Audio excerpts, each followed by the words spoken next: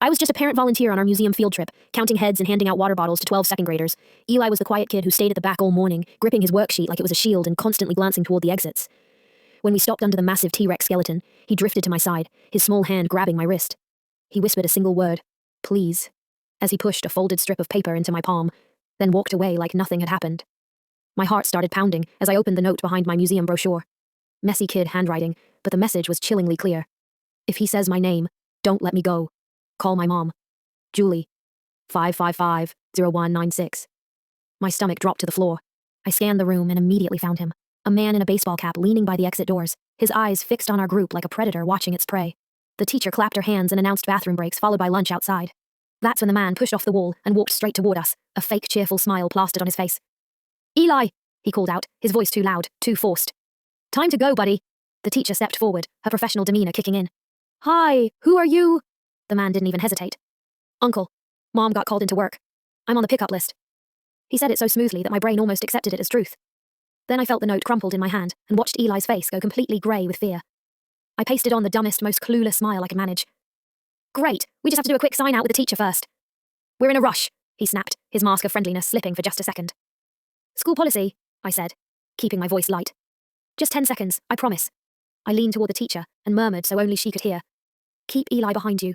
Please." Her eyes widened with understanding, but she immediately shifted her body, becoming a human shield between Eli and the stranger. I pulled out my phone like I was checking the schedule and dialed the number from the note with trembling fingers. A woman answered on the first ring. "Hello? Julie?"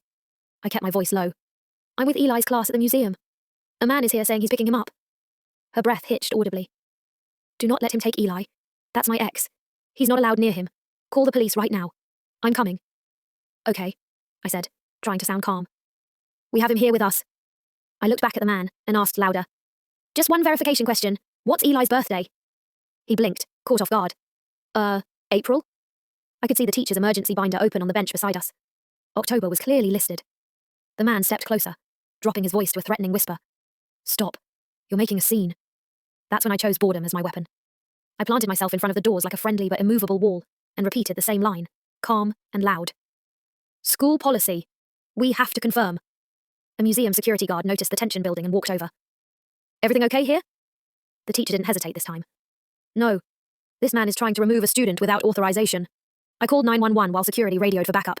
The man kept hovering, his eyes darting around like he was calculating whether to make a run for it. 2 police officers arrived within minutes and separated him from our group. The man immediately produced a folded paper like some kind of magic trick. "Emergency custody order," he declared. "Right here." One officer read it carefully, then looked up with a flat expression. "This is a court docket printout, not a custody order." The man's jaw tightened visibly. The officer's radio crackled to life, and after listening for a moment, he nodded once. "Sir," the officer said, his voice completely devoid of emotion. "There's an active restraining order against you. You're violating it by being here." Eli started crying silently, his small shoulders shaking, but he stayed exactly where the teacher had told him to stand. Julie arrived 10 minutes later, her hair messy and face pale with terror. She grabbed Eli so hard he almost disappeared in her arms. The man tried to talk over her, tried to charm the officers, tried to blame us for the misunderstanding. The officers cuffed him anyway and led him away. After everything settled, the teacher showed me Eli's worksheet. On the back, he'd drawn a tiny stick figure, handing a note to a taller stick figure with what looked like a parent volunteer badge. Underneath his drawing, he'd written one word: safe. And that's when it truly hit me. The real twist wasn't that we managed to stop him. The twist was that a 7-year-old boy had planned for this exact scenario because someone had taught him the most important lesson. If his voice ever failed him, his written words wouldn't.